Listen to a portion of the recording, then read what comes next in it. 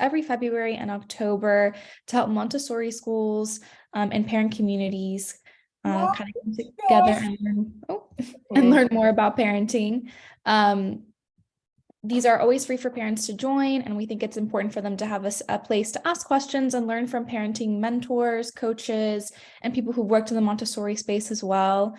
I think it's important to have a sense of community when you're parenting and really when you do anything like this in life. So it really means a lot that so many parents are joining us and have joined us throughout the series. Really appreciate you, and it means a lot that you really do care enough about being a parent to show up to these things and come and learn.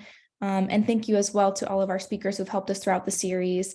Today, we have a really special guest who is hosting our closing session. We're joined tonight by Reena Morgan, who is going to be sharing her tips and strategies to help navigate early childhood. I'm going to go ahead and hand it over to her. I know she has a little introduction, so I'll hand it over to Reena for now. Thank you. Thank you. And I just want to thank both Camille and Camila for having me, and to Thrive for having me. It's been a pleasure and an honor to be a part of the community in this way. So thank you. As Camila mentioned, my name is Reena Morgan. I'll just actually go to the next slide so that I can share a little bit about who I am. I have been in the Montessori world for over 20 years. Actually, I should probably add to that because I was a Montessori child for 3 to 6 and found my home. I'm based in Chicago, Illinois. For many years, I was at an urban Montessori school. I taught, and then I led. I was an administrator overseeing the early childhood programs from birth to 6 for the past 13 years. Just this last year in 2022, I founded Hive as an educational consultant and as a parent coach. So when I made the shift, I asked myself, what do I love to do? And I love supporting teachers and I love supporting parents, with the idea in mind of helping those who work directly with children to put on their oxygen masks so that you all can help better put your oxygen mask on your children. So that's something that I really feel passionate about. And I use both my Montessori training. I'm both AMI and AMS trained, which are just 2 different schools of training. And I have a parent coach certification from the Jai Institute. I've done different trainings and consulting work, but again, finding this passion and marrying both my love for Montessori and love for supporting both teachers and parents in this way. I also have a master's degree from the Erickson Institute, which is here in Chicago, that focused in child development with a focus in early childhood. And I personally am a mother. These are my 3 girls. I love to joke and say they are my Montessori experiment happening at home because they are 8, 9, and 10 years old. So I had 3 under 3. Thank God we're out of that phase and now they're older. But I keep it real in my talks because I've been there and I've lived it in that early childhood phase when they're all so young. And I'm a partner. And I think my husband and I, so much of parenting is about good communication with your parenting partner. So I think that's an important piece to mention, just because I know that can be part of the roller coaster of parenting, is when we're in sync with our partner in our parenting journey and when we're not, and how that can add to the journey in a different way. So let's get started. I have put together this framework that I feel really excited and passionate about. And again, coming from both my Montessori background and coming from my parent coaching certification through the Jai Institute, where there's a philosophy, or I don't know, a phrase, I guess, when in Montessori, that we say we teach children to love learning with their head, their heart, their hand. So the logical part, the emotional part of their development, and just hands-on concrete experience. However, I truly believe this framework can be used in anything, in leadership, in parenting, in dealing with conflict with your partner.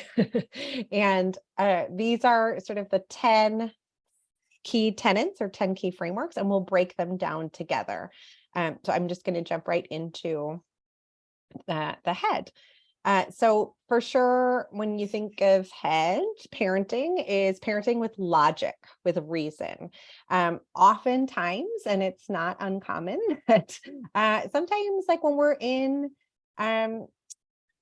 sometimes too much in our head, we sometimes forget like, oh, actually, this is maybe not developmentally appropriate. And I'll fully be transparent in that, like I said, my children are 8, 9, and 10 years old.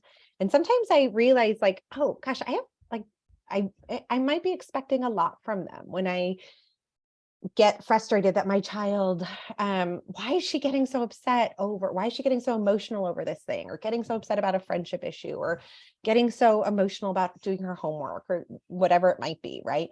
And then I have to remind myself and realize like, oh, because she's 10, because this is normal and this is part of her development, and her prefrontal cortex is not fully developed, and her impulse control and her emotional brain goes offline more easily. And even us as adults, right? Like we should have a mature prefrontal cortex, but sometimes like we go offline.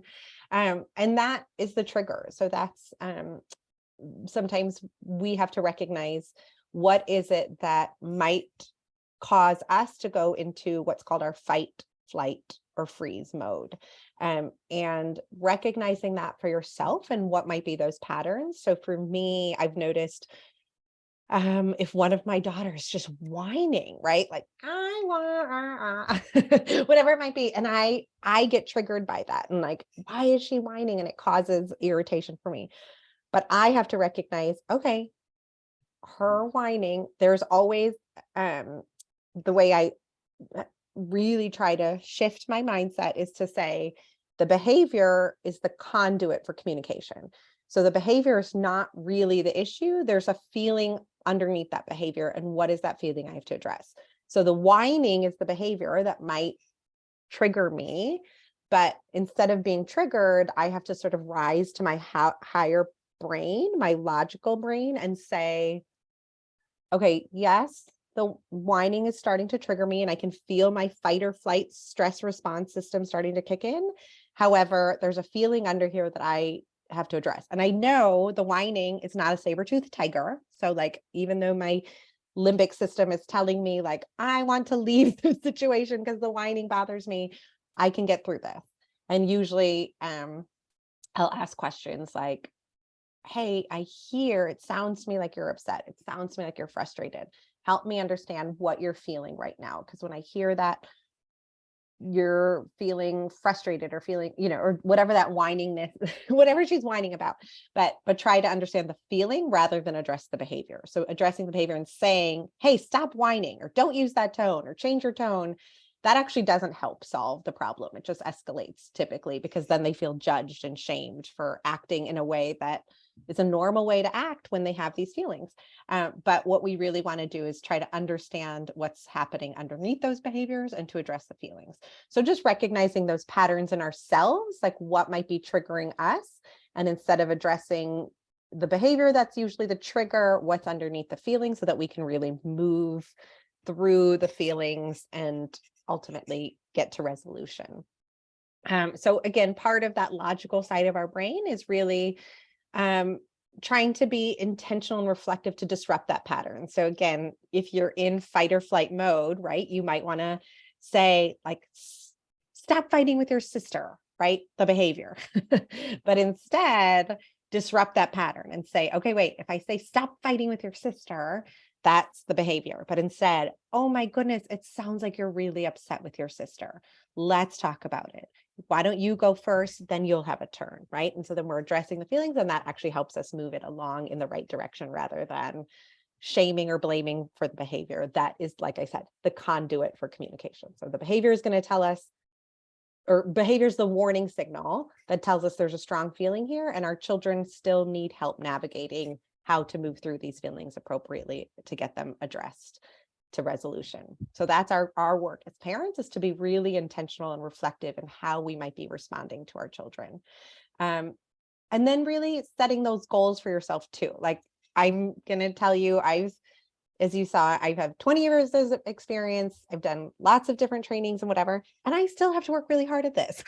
It is not going to happen overnight. So just give yourself grace when you slip up, when you might have your fight or flight response system triggered more than you wish you did. But set goals for yourself, and just, I really believe in the power of reflection. Like every day at the end of the day, just take a moment just to think, how did I show up today for my children? Did I show up in the best way when there was a conflict? Or did I kind of go to my, stress response and didn't handle it the best way? And then set a goal for yourself to commit to tomorrow. Tomorrow, I'm really going to try to be more mindful and intentional about when I start to feel triggered, but I'm going to own it, recognize it, and try to help move forward. And I also feel really strongly about, like, we're going to have slip ups. I don't, the word perfect is like not a real thing when it comes to parenting. We are all going to have our moments of slip ups. And the most important part is when you do this reflecting to say, like, oh yeah, I did slip up today and I didn't have my best parenting moment. It's just to then go back and just repair it, right? To say to your child, I am so sorry I lost my cool. I am going to try to do better. Can we practice even? Can we try that again? I'd like a redo. Your child may say no thanks, and that's okay, but like at least they heard you acknowledge and model that, like, you made a mistake. And hopefully that modeling and that acknowledging that you made a mistake and that you want to try to do better and you want to even try to practice, hopefully they'll practice that one day too when they make mistakes and they slip up, that they can come and apologize, or they can come and say, can I have a redo, mom or dad? So I think it's a really important part of that reflection and setting goals for ourselves too. And then this last one here, commitment to growth. As I said, imperfection is absolutely a part of this process. There is no such thing as being perfect at this. And I think every day that you're committed to trying to do better is huge. It's a huge step in giving yourself the grace and compassion to continue to want to be a better parent, to want to show up for your children in a way that really shows them that you're trying. And that's all we ask, right? That you try, that they try, because they're not going to be perfect. You're not going to be perfect, but we can model that, and we can commit, our reasonable, logical side of the brain and the head part of parenting is to say and acknowledge that this is a process, and part of that process is we might make mistakes, but we can learn from them. I'm going to move to the next one, and I should mention, I just want to show this because I left this here just to mention it. A lot of what I might be addressing could even be like further reflected upon in this book that I really like and highly recommend. It's called The Power of Showing Up by Daniel Siegel and Tina Payne Bryson. They're the authors of The Whole Brain Child, which I really like as well. So some of what I've put together, a lot of this, this was like required reading in my J parent coaching course. And I really highly recommend it. It's an easy read, but I'm giving you some tips and tools. Some of them are from here. So this is a lot of what I'm sharing today too is backed by brain science. And again, what we know about Dr. Montessori and her work was that she understood child development through a scientific lens. And so we're trying to understand ourselves as parents through the scientific lens as well. So the next part of parenting is to try to parent with our heart. So again, the head is that logical, trying to engage that logical, rational side of your brain. But it's also just as important to remember the emotional part of our heart. And part of that is welcoming all feelings. All feelings are valid. I will just say we often are raised in society to say, when we see somebody angry or sad or frustrated, like we try to shush it away. Like, don't be sad, don't be angry. Let's distract them. Let's move on. Let's try to fix this really quick so we don't have to deal with it. And so much of that comes from our own like patterns of how we were raised and generational histories. But all that does is like teach us to like stuff it in and or like not teach us how to move through different feelings and emotions in a healthy way. And then often what happens is they get released in inappropriate ways. So when we, keep being told, don't be angry, don't be sad, don't be whatever. And we stuff it down, stuff it down, stuff it down. And then something's the straw that broke the camel's back, right? Something's gonna happen. We're like, explode. And then usually when we explode, it's not in the best way. So we have to really, again, not only model for our children how to manage through different feelings and emotions, but model for ourselves and just for them, to teach them that it's okay. It's okay to feel angry. It's okay to feel sad. There's definitely boundaries that you can set in terms of when you are angry. It's okay to say, I am angry and I need to stop my feet. But we can set the boundary and the value of saying, I absolutely get and respect that you're angry. But in our family, we don't hit. It's not okay. It's not part of our values. We want to keep, my job is to keep the family safe and feeling safe. So if you're angry and you need to hit something, like, let's go figure out how to release that energy in a different way. But you may not hit your sister or whatever it might be. But truly, like, allowing that feeling of anger or frustration or whatever it might be, to be respected, that it's our authentic selves. But again, like I said, give them a safe space to release. So that might be when, for example, out of my 3 daughters, one of them, I know for sure, like her, when I can see her starting to go into her fight state, her brain state of fight state, and ready to like attack. And usually she's like ready to attack me, like, you're the worst mother ever. And I'll just like, goodness, you sound so angry. I hear that. Let's figure out how to get some of that anger out so that we can move through this and talk about it. Do you want to go run outside? Do you want to run up and down the stairs 10 times? Do you want to, jump it out, like 10 jumping jacks, or do push-ups and get it out? But like, she physically needs to like move her body to do it. However, I have another daughter who she's not for her, she needs to process her big feelings through art, through creating. So when she's really emotional or really sad or really, there's something really deep happening, then I'll usually invite her and say, do you want to draw about it? Do you want to paint about it? Do you want to get some clay and sculpt about it? And typically she'll draw it out. She'll kind of have these big emotional drawings, but it helps her process and then we can get back to it and talk about it when she's sort of, again, when we're in that heightened state of fight or flight state, like, you can't reason or negotiate with a person that's in that high emotional state. So our job is to really empathize and to tune in to what they're feeling, to help them process through their feelings in an appropriate way. And when they are ready, then we can get to the solving piece. Kind of skipping around on this slide, but really that seeking to understand, getting curious. So when our children are having big feelings or big emotions, instead of saying, right, like, shake it off, it's no big deal, or why are you getting so upset about that, or whatever it might be, instead, hey, help me understand. That's a simple, like, right? Wouldn't we too, like, when we're feeling upset or frustrated or having big emotions, if someone just were to say, hey, help me understand what's going on, how can I help, what can I do for you? Oh, thank you for listening. And sometimes it's just venting, right? Just like getting it all out. And that's sometimes all our children might need, is just that release to share what's on their mind. They might not want us to solve or fix, but just being compassionate, like, gosh, and validating their feelings. I hear you. I understand that must be so frustrating that you were feeling excluded today at school. And don't jump in and feel like you have to solve, but just listen. And if they want advice, you can offer, would you like some suggestions or some advice on how to maybe handle that? Maybe they say yes, maybe they say no, but like, meet them where they're at. And really, again, that's being just attuned to what their needs are.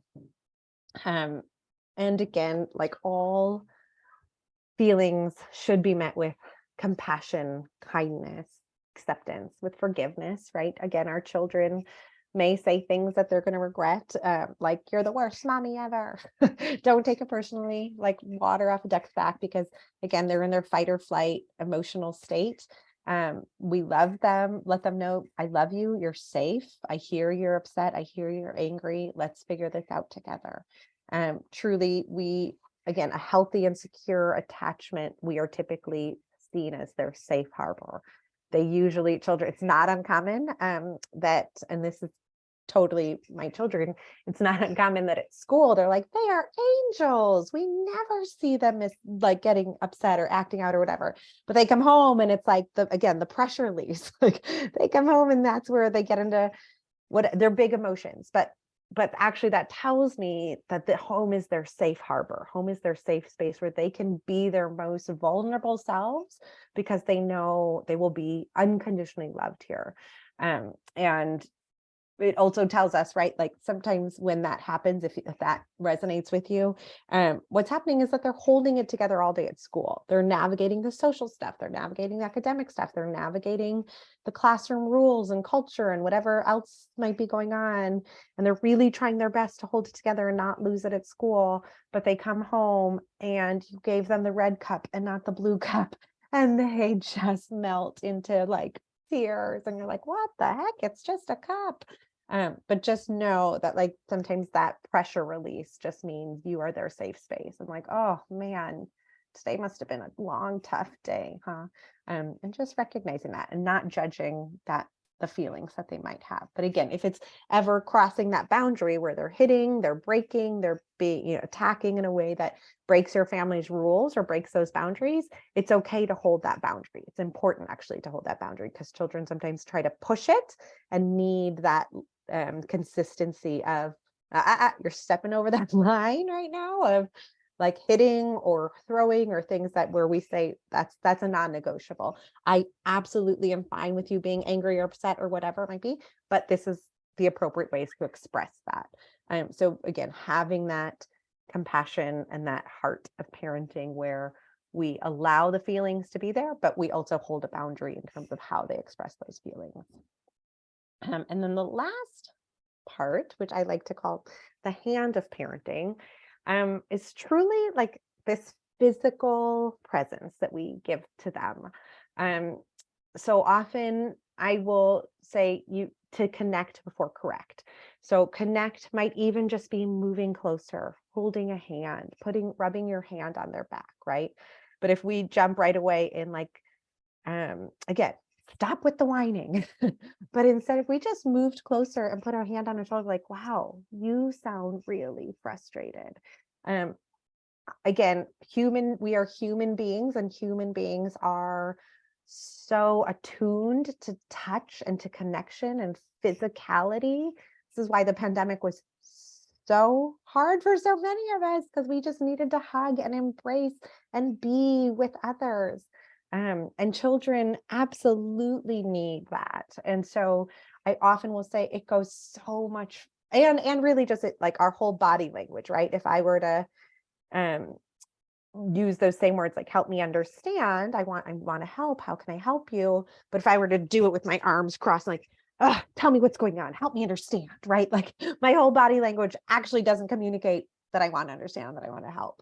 But if we get low, if we go slow, if we make eye contact, give them even a little gentle touch or gentle hug and say, how can I help? I'm here. What do you need? And that's that helping to co-regulate. So co-regulation is a really big part of helping our children get back online when they're in their fight or flight stage, to get back to calm, to get back to center. But we cannot help our child co-regulate if we ourselves are not self-regulated. So if you yourself are finding like, oh my God, I just want to scream, or this is too hard, or whatever it might be, definitely figure out how to first take care of your needs, take care of yourself. So it might actually be something like your child's whining, or your children are fighting, or whatever it might be that's triggering you, and you're about to like lose your mind, that you even say, I really want to help you guys work through this. However, I can tell that I need a moment here. I'm going to go take some deep breaths. I'm going to go get a drink of water. I'm going to go run up and down the stairs 5 times. I'm going to come back here and we're going to figure this out. Do what you need to do to first, it's that oxygen mask, right? Do what you need to do to first take care of yourself so that you can then take care of your children. But if you show up angry, ready to fight, ready to whatever, right? Like, then we're not modeling for them. Then we're not co-regulating. Then it's going to actually just escalate the situation, and it doesn't do us any good, or them for sure. So regulate yourself first, get yourself to a place where you feel like, okay, all right. And honestly, like as silly as it sounds, it might just like you needing to go get a drink of water, be like, okay, like this is not a saber-toothed tiger. It's just my children fighting. I'm safe. My body's safe. This is just my my primary instincts kicking in, trying to think that I need to go into fight or flight mode. I know that's not what this is. I'm okay, right? Like you almost need to tell your brain, you have to like trick your brain into saying, hey, I know you're trying to do evolutionary what you're supposed to do, but like we're good, we're safe, we're fine. Like let's attend to the children right now. And that's when you can go back and co-regulate with them and say, all right, help me understand. How can we move through it? Oh my goodness, you have such big feelings. Let's figure out how to get that anger out appropriately. And then once they're in a calm state, then you can problem solve. Don't try to problem solve when they're in their heightened state, because they're like their brain's offline and it's not gonna do any good. So again, and committing to safety, just physically, like I said, you don't want to be sometimes the cause of they're in fight, flight, or freeze mode, right? So if we start yelling back, if we start threatening and saying, we're taking away this and we're taking away that, right? Then we start actually being a part of their stress response system, staying in high gear. Now they might want to flight and just run away from me, like, oh my God, mom's scaring me. I don't like everything she's saying. Or they go into like fight harder. Don't you dare take away my iPad from me, right? And so now everyone's just in fight or flight or stress mode. And again, we're contributing to it, which doesn't help. So this is where it's, again, committing to that emotional safety of, I'm not going to let my stress response system impact what I need to help my child with whatever it is that they need right now. And physically, right? We definitely don't want to ever be physically hurting our children or doing anything that will cause harm to them, obviously emotionally or physically. So like I said, if you ever feel like you're in a place where you might be too rough with your child, always just walk away. Walk away, walk away, walk away. Just go cool off, go get a drink, go do whatever. It'll hopefully they're not in any huge danger that you can just step away for a minute till okay, my body needs to take some deep breaths, get back to a place where I can be a safe harbor for them, a safe space for them. So definitely be aware of when you're feeling your stressors, when you're feeling your triggers. Sometimes it's like you can feel your face getting warm and flushed. Sometimes you feel your hands clenching. Sometimes you feel your jaws clenching. When you feel those things, that's your fight, flight, or freeze stress response system kicking in. And that's when you say, give me a minute. I need to take care of my needs. I'm feeling this way. Acknowledge your feelings. And then again, you're modeling for your child when you say, I have to go get a drink. I need to like scream out on the deck for a minute, if that's what you need to release that stress for a second and then come back, right? But do what you have to do to just get yourself back to a place to support them. As I mentioned earlier, those boundaries and values. So again, when I think of like hand parenting, I think of that safety. So for sure, if there's like hitting or throwing or anything that might create unsafety, right? Might hurt another child or might break something in the house or hurt others.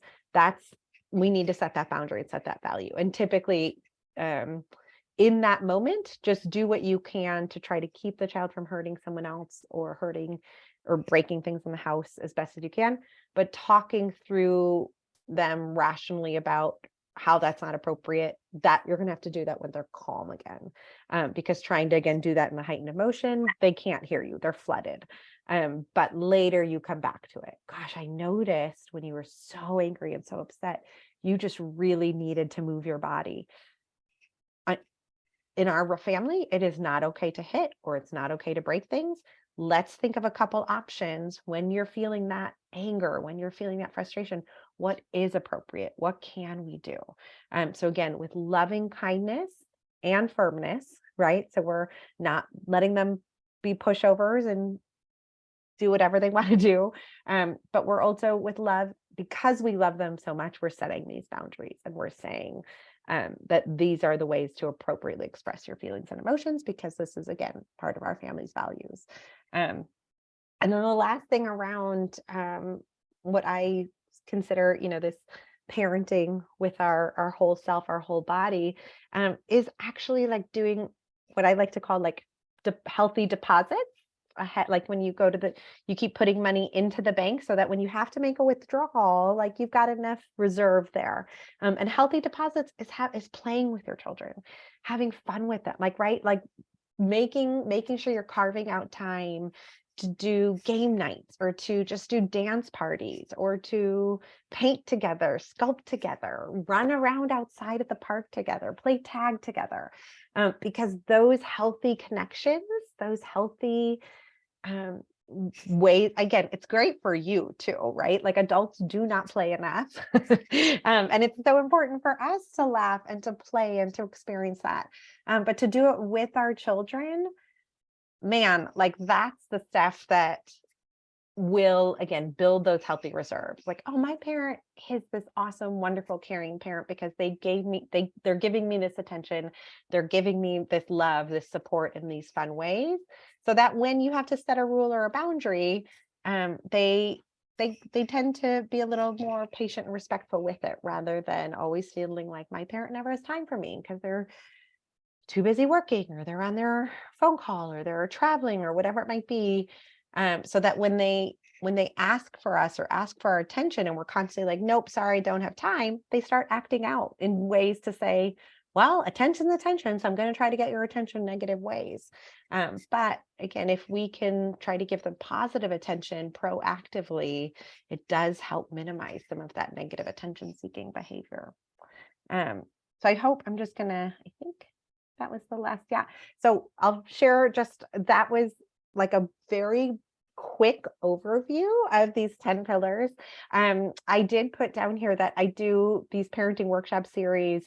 It's a 5-week series. I have one coming up from mid-April to May, where we go into a much deeper dive into these 10 pillars, and more. We do a lot more of this work together. So if you are interested, definitely check out the website. There's the QR code that will take you there. And hopefully if this all whet your appetite in a way for more, I feel really excited and passionate about this framework and would love to share with you even more. Thank you. Should I stop sharing so that we can address? I can see there's a lot of chats happening. And Camila, will you be the one reading those? Yeah, sure. I'll go ahead and read out some. We have a Okay. couple of questions here. I'll go up to the first question that I see here for you. Thank you. There's a question here. If you can give a specific example of what to say. They're saying, for instance, their child, 2.5-year-old, threw their sandwich on the ground. What kind of things would you say in that scenario? Yeah. And I guess I would want whoever shared that would just want to know like context. Like, did they throw their sandwich on the ground because it tasted yucky? Did they do it because they thought it was funny? Like, it's helpful to sort of know what I call like the pre, the during, the after, like what might be that sequence, so that there's always a story behind why they might be acting a certain way, and to really get a fuller picture. So I'm not sure who shared that. I'm the one who asked that question. Yeah. So I can give you that. Is that okay, Camila, quickly? Yeah, sure. Okay. Here, I'll start my camera too. So my husband is traveling, and we have an 11-month-old. And so, I think every moment I wasn't sitting down right next to my 2.5-year-old, like I think she was doing something to get attention. And I know she knows that we don't throw, I said, we don't throw food on the ground. What do we do with our food? We eat our food. But like, I just don't think she gets it. I tell her things like that, but then she doesn't like stop or not do it again. Yeah. Or, she'll like throw her cup, or like sometimes with milk or water in it, which is not, very great to clean up. And then, I normally, when she's done, I try to keep my cool. When she's done, I said, okay, when you're all done, we're going to clean this up together. And then we clean it up together. Yeah. Well, just thank you. Like how you would handle that. Yeah. Situation. Yeah. And so thank you for sharing that background context. I love how you're already reflecting and noticing, okay, yeah, there's an 11-month-old. My husband's traveling. So there's probably a lot of feelings under there for her of, I want your attention, right? And so you're already kind of aware that that might be some of it. So she's kind of doing some negative attention seeking. And as I mentioned, right, try to address the feelings and not the behavior. So her throwing her sandwich on the floor, you might just want to say, gosh, or throwing her milk or throwing her whatever. But just to even say, gosh, I've noticed that when we sit down for meals together, that you're throwing your food or throwing your drinks. Help me understand what's going on. I'm wondering, is it that you want my attention?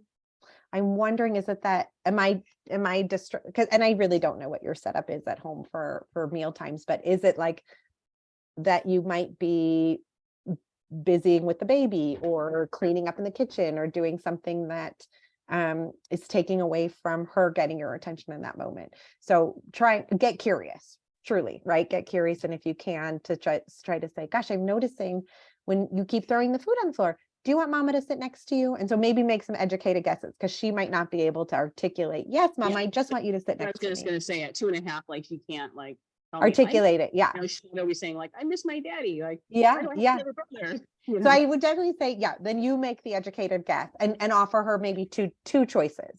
Did you want mama to sit next to you right now? Or were you upset that I was helping the baby right now? What is it that I can do for you right now? Would you like mama to put the baby down so that I can sit by you or something, right? And hopefully she'll be able to say, yes, mama, I want you to sit by me, or yes, I want you to put the baby down, or whatever it might be. And it's okay to sometimes say, okay, I hear you. Thank you so much. Let me finish helping baby with this, and then I'll be able to sit with you. But yeah, I think, and it's, again, when we dwell too much on the action that we don't want, they're like, ooh, that got a lot of attention from mama. So I wouldn't even spend too much time on the food throwing or the cup throwing or whatever it is. Like, oh, hey, I noticed you did this. Help me understand what's going on. I'd really like you to have your food to eat or your drink to drink. I don't think you really, would want to waste your food or to what, like, so something else must be happening here. What can I do to help you? How can I help you? Right. And then you make those educated guesses and hopefully you land on one of the right ones. But I would not dwell again, giving too much attention to the negative behavior gives attention. So she's like, oh, that got mama's attention. So that's why she might be testing it out more. So I'd try to give very little attention to the negative behavior, but try to give a lot of attention around what might be going on so that you can hopefully address that together and nail it. And then once you've nailed it, like, oh, okay, she just wants me to sit by her. Great. I am so glad we figured that out. Next time you can just say, mama, sit with me. And so that way, then you can hopefully avoid the whole negative spiral to then figure out what the answer is. I hope that helps. Great. Yeah. And Camila, sorry, I'm just going to look to you to read the thread if you're okay with that. Yeah, sure. Next question then. We have another question here from Sally. She's asking, do you have any suggestions for supporting a child who defaults to a flight response in the face of big emotions, runs to her room, reluctant to be seen by anyone? She refuses to allow me, mom, to sit with her for cuddles or talking, but now says, I just want to be alone. Yeah, that's a good question. And in that moment, again, when they're in their heightened state of fight or flight, trying to negotiate in that heightened state actually won't probably lead anywhere. So I always say when they're back to calm, when they're in their calm state, to then problem solve together, to say, hey, I've noticed when, sorry, my own children are coming in. Yes, can you please take the dog? Sorry. This is case in point. Like, somebody has to watch the dog, but somebody let the dog sneak in. All right, thank you. Okay, thank you. It's like how she blamed her sister. But so I'm trying to just even go back to the question. I'm so sorry that I lost my train of thought. Oh my gosh, Camila, you're gonna have to like. I can reread the question. No I know. problem. I was in the middle of like giving an answer. It happens to us all, honestly. Do you have any suggestions for supporting a child who defaults to flight response in Oh, the yeah. face of big emotions? The fight or flight. Yes. Thank you. Thank you. Thank you. Okay. So if she does, like, that's her MO, is to flight and go and want to be on her own, and that does help her regulate. Actually, that's kind of great that she told you. Like, so in the calmer, so it's typically what I say is when they're in the fight mode and it's just escalating and you're like, oh my God, are they ever going to stop screaming or yelling or stomping or hitting or whatever it is? How do we get them to calm? That's when we can co-regulate with them and say, I'm here for you. I love you. What can I do to help you? And you give them strategies. But if they actually go into flight, but flight says, I just need to calm down by myself, and they prefer to regulate by themselves, that's actually great as long as they get to calm.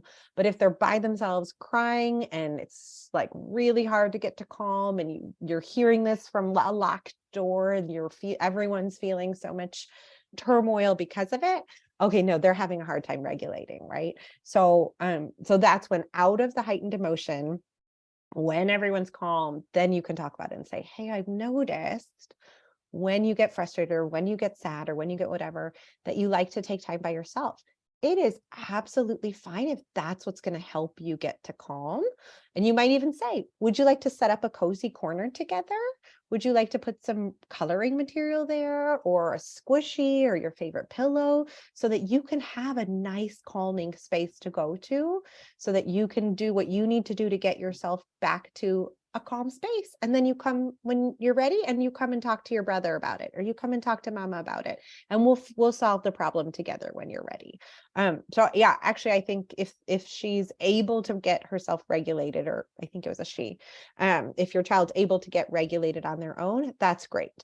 And then the repair, right? Whatever needs to happen to repair whatever might have happened earlier in their calm, rational state is then when you engage in that. But like I said, if you're noticing, oh man, they are like not able to regulate on their own, how can we help them find tools or ways to try to get themselves soothed or regulated? So offering some tools, offering some suggestions, and even offering to say, I am always here for you. If you need a little space, but then you just want mama to come in and give you some snuggles and hugs, like to help you breathe and calm, I'll be right by on the other side of the door, or I'll give you a knock and you can let me in, or whatever it might be to help them regulate. But that, if they're able to do that on their own, I think that's actually really great. And to own that with them, recognize that with them, say, gosh, I appreciate that you were able to do that. You're able to calm down, and you're able to come back and tell us when you're ready and we could talk it out. So that's great. But sometimes our children are not able to self-regulate. And so that's where we want to be their co-regulators. Hopefully that helps answer that question. All right, thanks, Reena. We have another question here. My 4-year-old girl at pre-K cried almost all day for mommy, and now for a teacher assistant when she's not there. How can we practice things like healthy attachment with parents and tackle codependency with coworkers? Thank you. Yeah. Oh, I'm sorry. That's hard for everybody.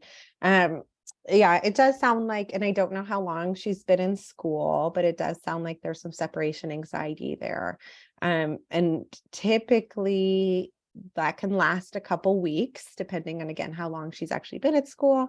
If it has been several months of this, definitely like making a plan, talking to the teacher, what might be going on, making a plan for a goodbye routine.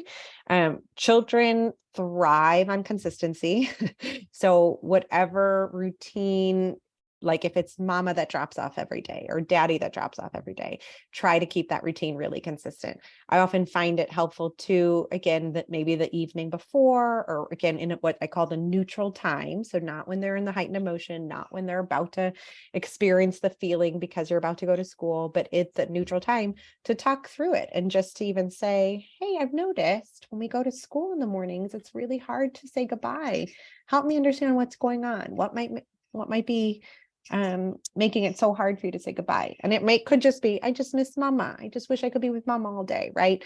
And where you can just acknowledge, I hear that, I understand. I wish I could be with you all day too. I know it's hard when mom has to work, or it's hard when daddy has to travel, or whatever might be going on. But just to say, I understand that. Should we carve out some special time this weekend so you can have extra mama time or extra daddy time, right? That's they're probably craving or saying, like, I just want to be with you. And making a plan to say, it is a school day tomorrow. What's our plan? What's our goodbye plan going to be? And often I find, like I said, setting up a very consistent routine of, okay, let's talk this through. We're going to finish our breakfast. We're going to put on our coat and shoes. When we get to school, mama can give you hugs and kisses. You get to decide that number. Do you want 5 hugs or 6 hugs? Do you want 3 kisses or 4 kisses? Okay, let's make a plan. 5 hugs, 4 kisses. So that's our plan. Should we even practice it? Should we and then they love this role model and pretending. And so then it's almost like preemptively like getting the brain ready for, okay, this is the scenario.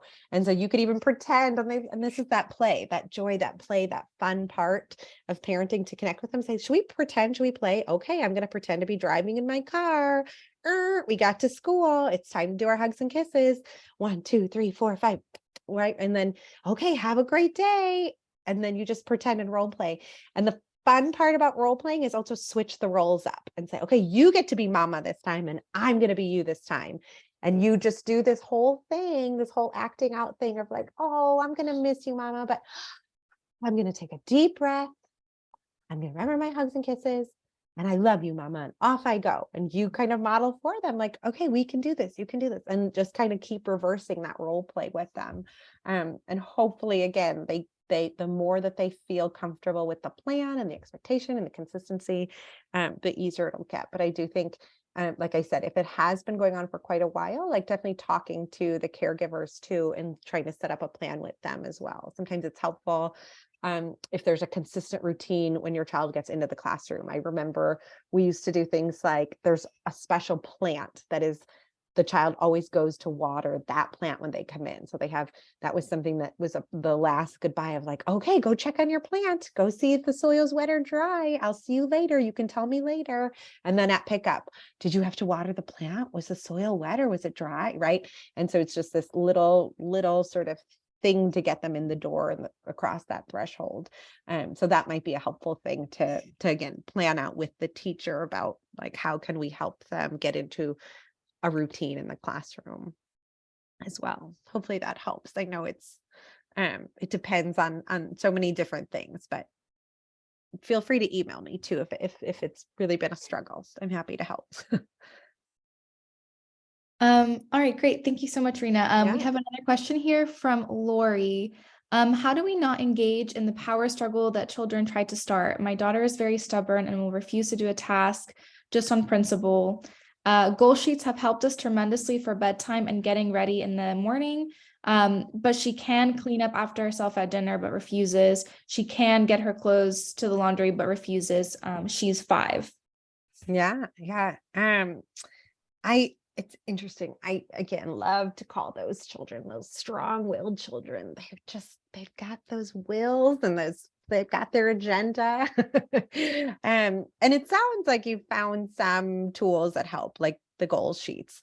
I would almost, again, not in that heightened moment. So like it takes like preemptive work and thinking, okay, what are the patterns? If she doesn't, I forgot what some of the examples were, but if she doesn't like to clean up after dinner, or she doesn't, I'm trying to just see, who was it again? That said that one. It's me, it's Lori. She can clean Oh, up hi. after Yeah, dinner. thanks, She Lori. can do her laundry. And Yeah. our pediatrician and our teacher are like, Lori, you have a leader. And I'm like, not in my house. Like, I don't need a leader right now. I need somebody that's just kind of like keep the peace, and she does not keep the peace. So Yeah. we don't want to squash the leader out of her. We want to nurture that. But at the same time, it's like, I know you are fully capable of doing this. Just please, just do it. For the love of God, just do it. Oh, yes, that's my middle child as well. And I have to always remind myself, one day we will love having, they're going to rule the world. They're going to have their own company and they will be their own bosses. But I'm right there with you. I say some days like, but I just need to live with her till she's 18. How are we going to survive? And I found that exactly that, actually giving her responsibilities, giving her leadership opportunities, fills that bucket a little bit. Where, so for example, my one that really struggles, I always say freedom comes with responsibility. That's a very core Montessori tenet. You, again, have the freedom to choose, what you want to eat for dinner, what you want to wear, what you want to, but like, you have to also be responsible with it. And you have to choose clothes that are appropriate for the weather, or you have to, again, everyone in our family, like, enjoys this meal together, and I'm happy to make the meal for you, and I'm happy to put it on the table, but it is part of being responsible and part of being in this family. Just put your dishes next to the sink. Like, that's just part of this freedom and responsibility that we have. You are welcome to help me with cooking some of the meal. You are welcome to help me with setting the table. You are welcome to help me choosing what we're going to eat for dinner tonight, right? So definitely give her some choice in the matter and give her some control where and when you can, if that is possible. And then what's the like non-negotiable part too? So I think that's part of like just talking about your family values. Something that I found to be really powerful, and we used to do it a lot more. We don't do it as much as a family anymore, but we call family meetings. And family meetings, I usually try to make it something like with hot cocoa. Like, we'll have hot cocoa around the dinner or around the table or around the couch or whatever, and say, we're calling a family meeting. Let's reflect on some of our values as a family lately. I've noticed people aren't picking up their laundry, or people are leaving dirty dishes on the table, or whatever it is. Like, as a family value, it's important that we clean up after ourselves, or pick up whatever. I'm sorry, Lord, I don't remember all the exact ones that you said, but whatever it might be, that these are some of our family's values, and how can I help you make sure that I don't want to nag, I don't want to like get into a struggle with you, but what would be helpful so that we can make sure that we're all on the same page. And then again, when you set it kind of in this fun way with a family meeting, with hot cocoa and whatever, you can even do what I call like the Socratic method of parenting. Like, can you maybe guess why we might be meeting today as a family? It has to do with something that's been happening after dinner time. Can you maybe guess what it is? And they often know exactly what it is you're calling a family meeting for. And you don't even have to really say a whole lot, because then that's going back to the nagging, right? Can you maybe guess what it is that I would like us to try to work on as a family? Totally. Yes. Please help pick up your dishes, right? That would be so lovely. And when they do that thing, like make them just appreciate, like, thank you so much. This makes it so much easier for me to move on to like reading a story for you at bedtime, or whatever it might be, that hopefully they can see like a positive consequence of, gosh, we got all the dishes put away so quickly tonight. Do you want to have a quick dance party before bedtime, or something fun, right?